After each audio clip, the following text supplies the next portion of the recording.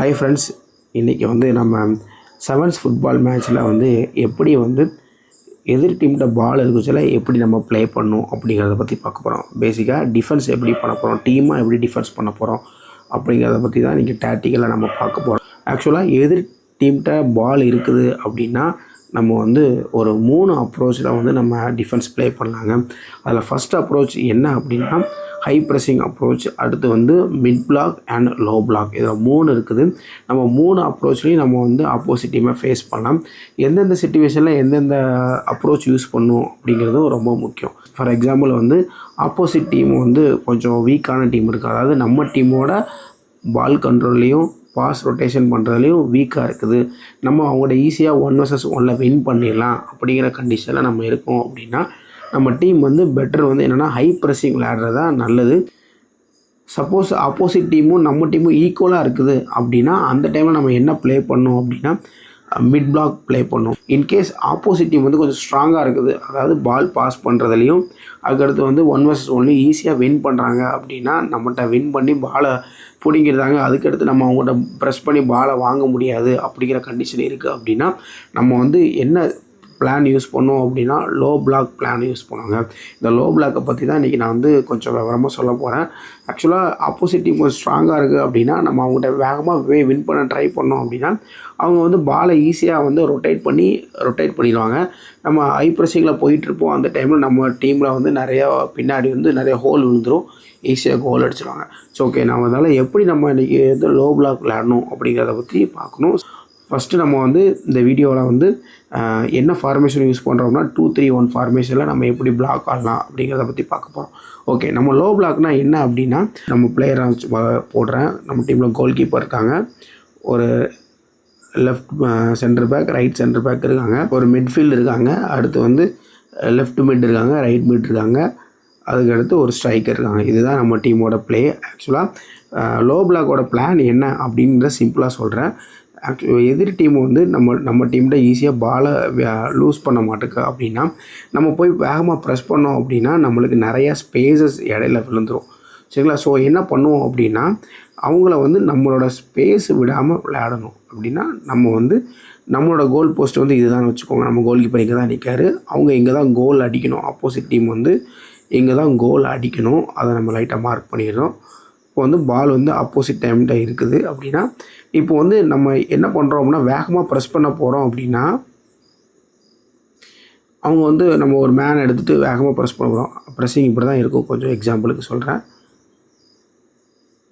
வேகமாக ப்ரெஸ் பண்ண போகிறோம் அப்படின்னா இந்த மேன் என்ன பண்ணுவோம், நம்ம சிம்பிளாக 1-1 1-2 போட்டு விளையாடுறாங்க. அதாவது நம்ம டீமோட ஸ்ட்ராங்காக இருக்காங்க பால் கண்ட்ரோல் அப்படின்னா இவங்க கட் அடிச்சுட்டு எல்லாம் போயிட்டு அப்படின்னா இந்த பாயிண்ட்டை தாண்டி போயிட்டாங்க, நம்ம சிபிஐ தாண்டி போயிட்டாங்கன்னா கோல் அடிக்கிறதுக்கு நிறைய சான்ஸ் இருக்குங்க. ஸோ நம்ம என்ன பண்ணோம் அப்படின்னா நம்ம டீம் லோ பிளாக்கில் விளையாடுறோம் அப்படின்னா பொதுவாக ஆப்போசிட் டீம் கோல் அடிக்கணும் அப்படின்னாலே அவங்க எங்கே வரணும் அப்படின்னா இந்த ஸ்பேஸுக்குள்ளே தாங்க வரணும். இந்த ஸ்பேஸ் கூட கொஞ்சம் பெருசாக இருக்கும். இந்த ஸ்பேஸ் நான் ஒரு பாக்ஸ் போட்டிருக்கேன் பார்த்தீங்களா, ஒரு ரெக்டாங்கிள் பாக்ஸ். இந்த ரெக்டாங்கிள் பாக்ஸுக்குள்ளே ஆப்போசிட் டீம் பிளேயர்ஸ் பாலோடு உள்ளே வந்துட்டாங்க அப்படின்னா தான் உள்ள கோலே அடிக்க முடியும். சரிங்களா? இப்போ நம்மளோட ஐடியா என்ன அப்படின்னா நம்ம மேலே போய் பாலை வின் பண்ணி பால் வாங்க முடியாதனால அவங்களுக்கு பின்னாடி கேப் விட்டுறக்கூடாது அப்படிங்கிறதுக்காக நம்ம என்ன பண்ணுறோம் அப்படின்னா அந்த டேஞ்சர் ஜோன் இருக்குது பார்த்திங்களா, அவங்க கோல் அடிக்க வேண்டிய ஜோன் இருக்குது பார்த்திங்களா, இந்த ஜோனில் நம்ம அவங்கள மறைக்கிறோம். சரிங்களா? ஆக்சுவலாக அது கொஞ்சம் ஈஸியாக இருக்கும். ஏன்னா நம்மளுக்கு மேலே போனால் தானே 1-1 அவங்க வின் பண்ணுவாங்க. நம்ம டீமாக உள்ள இவ்வளோ சேஃபில் நிற்கிறோம் அப்படின்னா இந்த ரெக்டாங்கிள் ஷேப்புக்குள்ளே நிற்கிறோம், டேஞ்சர் ஜோனுக்குள்ளே நிற்கிறோம். நான் அழகாக போட்டிருக்கேன் பாருங்கள்.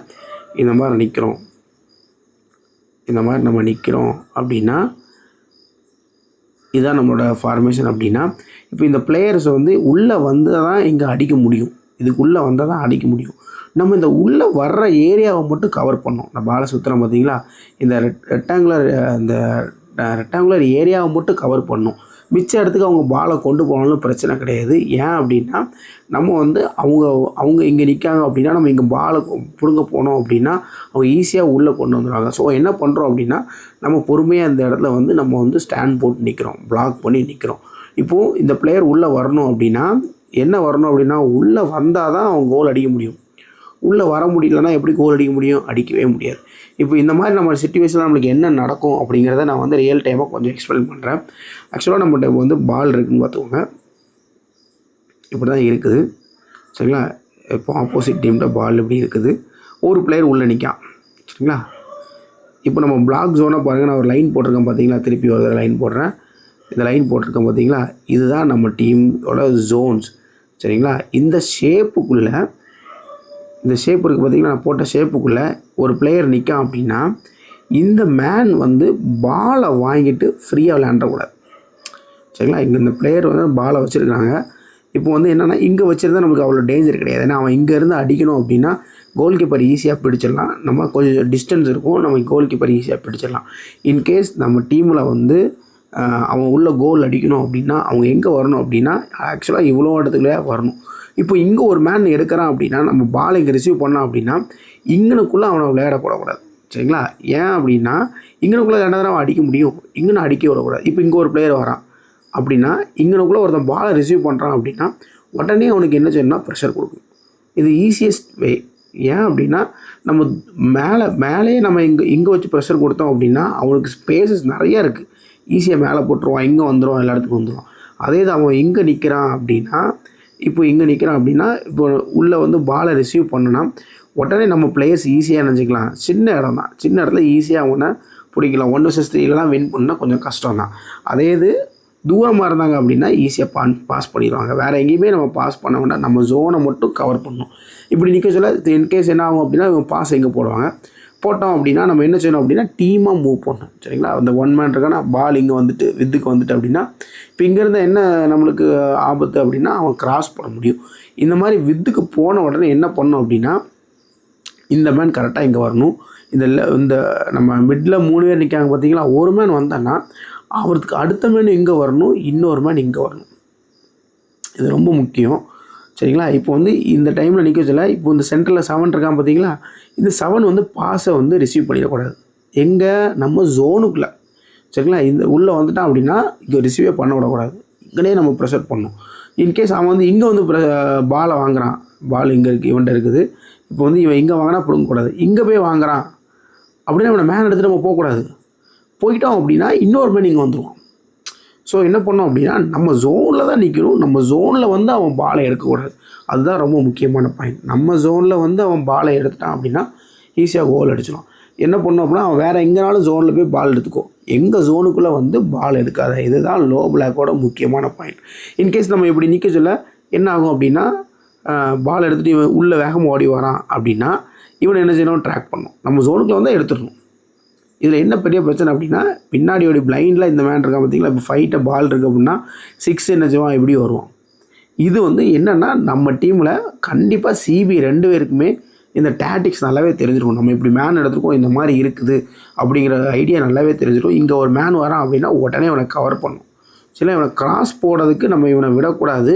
மோஸ்ட்லி நம்ம அதில் ரொம்ப கான்சன்ட்ரேட் பண்ண முடியாது. அவன் கிராஸ் போட்டு தான் அவன். ஏன் அப்படின்னா அவனுக்கு உள்ளே வர முடியல, நம்ம இந்த இடத்த பிளாக் பண்ணனால ஈஸியாக அவனுக்கு இங்கே போட முடியும், ஈஸியாக கிராஸ் பண்ண முடியும். இந்த கிராஸையும் நம்ம கண்டிப்பாக மேன் எடுக்கணும், நம்ம கிராஸ் போடுறத கண்டிப்பாக தடுக்கணும்.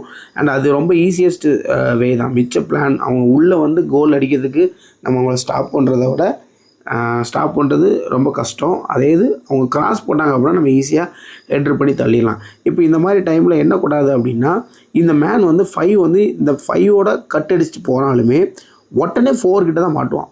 ஏன்னா இவங்க எல்லாமே கிட்ட நெருக்கி நிற்காங்க, சின்ன ஜோனுக்குள்ளே நிற்காங்க. இப்போ வந்து நம்ம வெளியே ஃபுல்லாக விரிச்சு போட்டு லேண்டோம் அப்படின்னா ஸ்பேசஸ் வந்து நிறையா கிடக்கும். அப்போது வந்து ஈஸியாக அந்த மேன் கட் அடிப்பான். அதே இது நல்லா நெருங்கி நிற்க சொல்ல இப்போ கட் அடித்தாலுமே என்ன பண்ண இந்த 5 வந்து பாலை ட்ரிபிள் பண்ணாலுமே நம்ம ஈஸியாக வந்து இந்த 5 ட்ரிபிள் பண்ணுறனாலுமே நம்ம 4 ஈஸியாக எடுத்துடலாம்.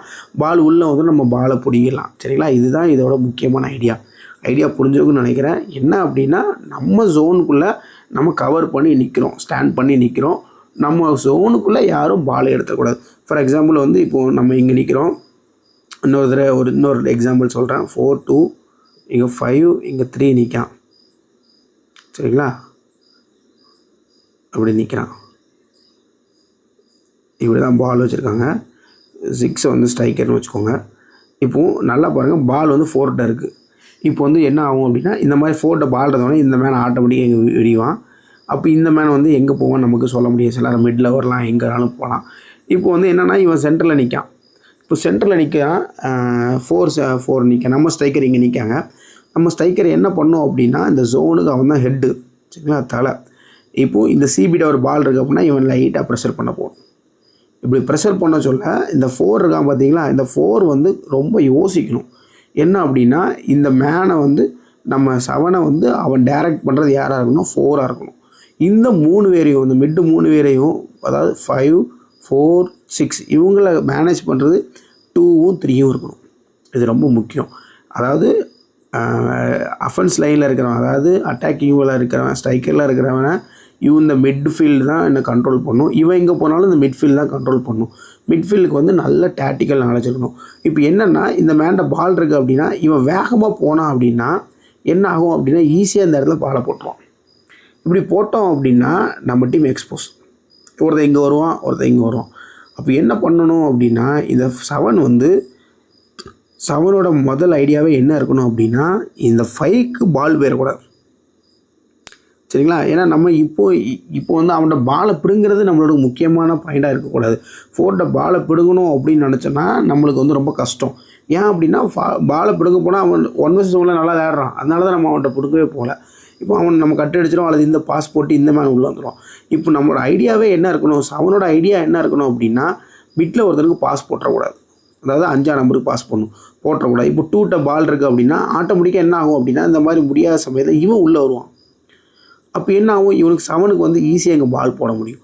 இந்த டைமில் தான் ரொம்ப முக்கியம் என்ன அப்படின்னா நம்ம 4 இருக்காங்க பார்த்தீங்களா, நம்ம 4 வந்து சொல்லணும் இன்னொரு மேன் உள்ளே வரான். இந்த மாதிரி வர சொல்ல என்ன பண்ணோம் அப்படின்னா இவன் நம்ம ஜோனுக்குள்ளே வந்துட்டான்னா நம்ம மிடில் ஒரு மேன் என்ன செய்யணும், கண்டிப்பாக இந்த மேனை எடுக்கணும். இப்படி எடுத்தால் மட்டும்தான் நம்ம விளையாட முடியும். இன்கேஸ் இவன் எடுக்காமல் விட்டான் அப்படின்னா இவனை ஸ்ட்ரைக்கர் மறைக்க முடியும். ஏன்னா ஸ்ட்ரைக்கர் எல்லாத்தையும் மறைக்க முடியாது. பால் எடுத்துகிட்டு வேணும்னு உள்ளே வந்துடுவான்.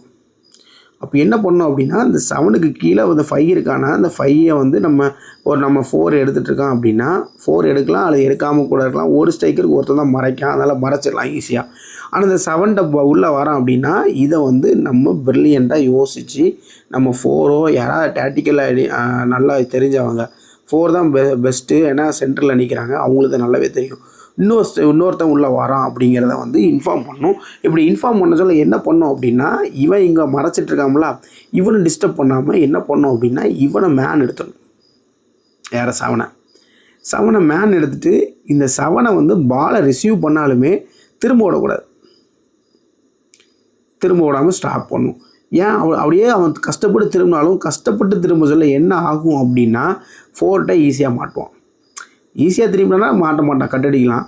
இப்போ இவனே ஒரு 5ல பின்னாடி ஒரு ப்ரெஷர் கொடுத்துட்ருக்கான் அப்படின்னா திரும்பின உடனே இவனுக்கு மாட்ட வாய்ப்பு இருக்குது. ஸோ என்னென்னா இந்த மாதிரி உள்ள நம்ம ஜோனுக்குள்ளே எக்ஸ்ட்ராவாக ஒருத்தன் வரான் அப்படின்னா அது நம்மளுக்கு அவேர்னஸ் முக்கியமாக தேவை. இந்த அவேர்னஸ் இல்லை அப்படின்னா இவன் பால் எடுத்து விளையாண்டுருவான். இப்போ வந்து என்ன ஆகும் அப்படின்னா இப்போ இவனை நம்ம திருப்ப முடியாதனால திருப்பி இவன் இங்கே போடுவான்.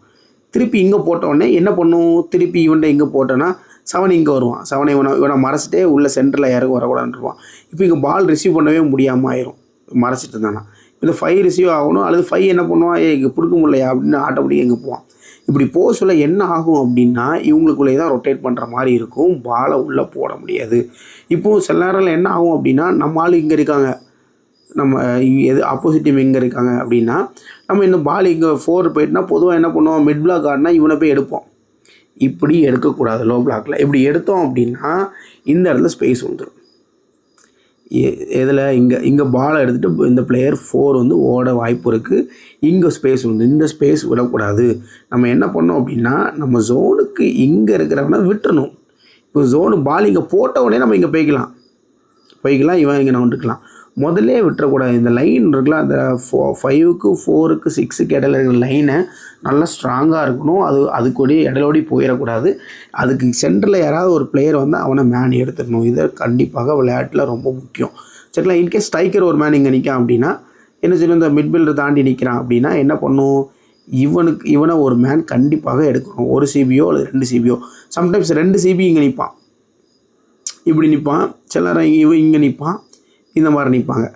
இப்போது இந்த மாதிரி நிற்க சொல்ல என்னென்னா இந்த டைமில் என்ன பண்ணுவோம் அப்படின்னா இப்போ நீங்களே யோசித்து பாருங்கள். இந்த மேன் இங்கே நிற்கான், எவனா ஒருத்தன் உள்ளே நிற்கிறான், அப்படி நிற்கான் அப்படின்னா இந்த ஸ்ட்ரைக்கர் இருக்கான் பார்த்தீங்களா, அந்த ஸ்ட்ரைக்கருக்கு வந்து நம்ம பின்னாடி இருந்து போடா எல்லா ஆளுக்கு ஒரு மேன் எடுத்துட்டோம் அப்படின்னா இப்போ இவனை ப்ரெஸ் பண்ண சொல்லுவோம். நம்மளோட ஸ்ட்ரைக்கர் எப்போ அதாவது நம்ம லோ பிளாக் விளையாடுறோம் அப்படின்னா நம்ம ஸ்ட்ரைக்கர் எப்படி இருக்கணும் அப்படின்னா ஃபாஸ்ட்டாகவும் இருக்கணும், அதே நேரம் ஸ்ட்ராங்காகவும் இருக்கணும். ஃபாஸ்ட்டாக இருந்தால் மட்டும் போதாது, ஏன்னா ஸ்ட்ராங்காக இல்லைனா பாலை இடித்து போட்டுருவாங்க. ஃபாஸ்ட்டாகவும் இருக்கணும், ஒரு பிளேயரை ஹோல்ட் பண்ணுறதுக்கு ஸ்ட்ரென்த் இருக்கணும். ஃபாஸ்டஸ்ட் பிளேயரை மட்டும் நம்ப முடியாது, ஸ்ட்ரென்த்தை மட்டும் நம்ப முடியாது. ஸ்ட்ரென்த்தை மட்டும் நம்பினா என்ன ஆகும் அப்படின்னா இவன்கிட்ட பாலை நம்ம பிடுங்கின பிறகு இந்த ஸ்ட்ரென்த்தை நம்மகிட்ட ஹோல்ட் பண்ணுறதை நம்ம அதர் பிளேயர்ஸ் நம்ம அதர் பிளேயர் வரணும். இவன் ஸ்ட்ராங்காக இருந்தானா, ஏன்னா அவன் ஃபாஸ்ட்டாக ஓட மாட்டான். டைம் ஃபாஸ்ட்டான பிளேயராக மட்டும் இருக்கான், இவன் ஃபாஸ்ட்டான பிளேயராக மட்டும் இருக்கான் அப்படின்னா போதுக்கு முன்னாடி இவன் என்ன பிடிச்சி தள்ளிடுவான், இடிச்சிடுவான், எல்லாம் பண்ணிடுவான். அதனால் என்ன பண்ணணும் அப்படின்னா அந்த டைமில் 7 வந்து அதாவது நம்ம ஸ்ட்ரைக்கர் வந்து ஸ்ட்ராங்காகவும் இருக்கணும், ஃபாஸ்ட்டாகவும் இருக்கணும். அது அவனோட ரொம்ப முக்கியமான குவாலிட்டியில் இருக்கும். நம்ம டீமில் யார் ஸ்ட்ராங்காக ஃபாஸ்ட்டோ அவனை ஃப்ரண்ட்டில் விட்டுட்டு விளையாடணும். வேறு என்ன அப்படின்னா இப்படி ஃபுல்லாக எல்லாருமே இருக்காங்க அப்படின்னா நம்ம இந்த 5க்கு நம்ம என்ன செய்யலாம், கொடுக்கலாம். இப்படி தான் நடக்கும்.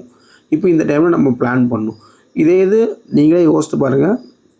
இப்போ வந்து எல்லாருமே உள்ளே வந்துட்டாங்க அப்படின்னா நம்ம எடுக்கிறதுக்கு ஈஸி. இப்படி நிறைய டைமில் இப்படி தான் நடக்கும். இப்போ என்ன பண்ணுவாங்க, இங்கே 1-2 விளையாடுவாங்க, டக் டக் டக்குன்னு இங்கே உங்கள்கிட்ட 1-2 விளையாடுறத நிறைய பேர் பார்க்க முடியும்.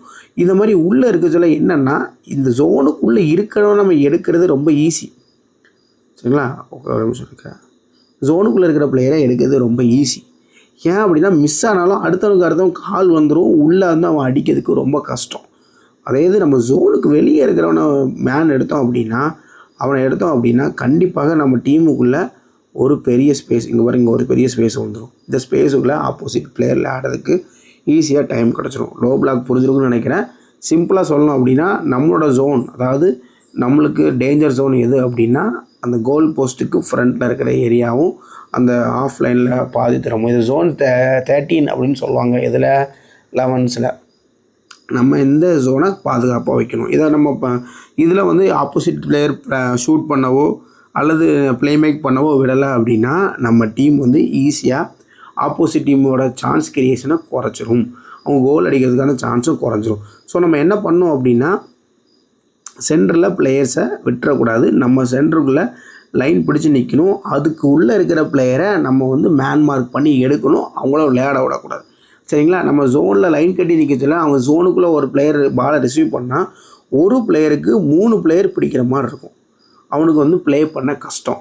கார்ஃபோர்ஸ் விளையாடுவாங்க கண்டிப்பாக. வந்து நம்ம இதை போனோடனே அவங்க என்ன பண்ணுவாங்க, பாஸை போட்டு உள்ளே போட்டு வெளியே இழுத்து நிறைய ட்ரை பண்ணுவாங்க. பட் நம்ம டிசிப்ளினாக விளையாண்டோம் அப்படின்னா ஆப்போசிட் டீம் கோல் அடிக்க முடியாது. அவங்க ப்ரெஷர் ரொம்ப ஏற்ற அவங்க வந்து எல்லோரும் மேலே ப்ரெஷர் ஏற்ற என்ன ஆகும் அப்படின்னா அவங்க பண்ணுற ராங் என்ன ஆகும், நிறையா மிஸ் பாஸ் ஆக வாய்ப்பு இருக்குது. இப்படி மிஸ் பாஸ் ஆக சொல்ல இப்போ திடீர்னாப்புல இது கூட்டமாக இருக்குது, நம்ம டீம்லாம் கூட்டமாக இருக்குது, அப்போ அவங்க விளையாடவே முடியலன்னா என்ன செய்வோம், இந்த மேன் கட்டடிக்க பார்ப்பான். கட்டடிச்சில் என்ன செய்வோம், நம்ம பால் டக்குன்னு நினைச்சிருவோம், எடுத்துட்டோம் அப்படின்னா நம்ம டீம் பிளேயர் ஓடிடலாம் ஈஸியாக. சரிங்களா, அப்போது அவங்க வந்து ரிஸ்க் எடுத்து உள்ளே வர நம்ம ஈஸியாக தரணும். இதில் ரொம்ப முக்கியம் என்னென்னா டிசிப்ளினாக விளையாடணும். பாலுக்கு டிசிப்ளின். ஒவ்வொருத்தரும் ஒவ்வொரு இஷ்டத்தில் பாலை எடுத்துகிட்டு ஓட பார்த்தீங்க, பாலை வின் பண்ணதில் ஓட பார்த்தீங்க அப்படின்னா கண்டிப்பாக முடியாது. நம்ம ப்ரீ டெஸ்டினேட்டட் பிளான் படி நம்ம பிளான் படி 7 வந்து ரன் பண்ணணும். ஸ்ட்ரைக்கர், நம்ம டீம் ஸ்ட்ரைக்கர் ரன் பண்ணணும், வேறு யாருமே ரன் பண்ணக்கூடாது. ரன் பண்ணணும் அப்படின்னா கொஞ்சம் நேரம் கழித்து எல்லாருமே சோர்ந்து இருக்க சொல்ல நம்ம வேணால் ரன் பண்ணலாம். சரிங்களா, இப்போ ஃபார் எக்ஸாம்பிள் வந்து எல்லா டீமும் விரிஞ்சிருக்கு, பிளேயர்ஸ் வந்து அவங்க ரொம்ப பிளண்டராக ஒரு சென்டரில் ஒரு மிஸ்டேக் கொடுத்தாங்க அப்படின்னா இன்னொரு மேன் பால் எடுத்துகிட்டு ஓடலாம், அல்லது ஓடவே கூடாது, பொசிஷனில் மெயின்டைன் பண்ணணும். இதுதான் நம்ம 7ஸில் வந்து நம்ம லோ பிளாக் விளையாடுறது. புரிஞ்சுக்குன்னு நினைக்கிறேன். அடுத்து வந்து உங்களுக்கு மிட் பிளாக் வேணும் அப்படின்னா கீழே வந்து கமெண்டில் சொல்லுங்கள், நான் உங்களுக்கு இலிஸ்ட்ரேட் பண்ணி சொல்கிறேன். இந்த வீடியோவில் நான் எதுவும் சேஞ்ச் பண்ணணும்னு நீங்கள் நினைக்கிறீங்க அப்படின்னா அதையும் எனக்கு கமெண்டில் சொல்லுங்கள். I will change. தேங்க்யூ.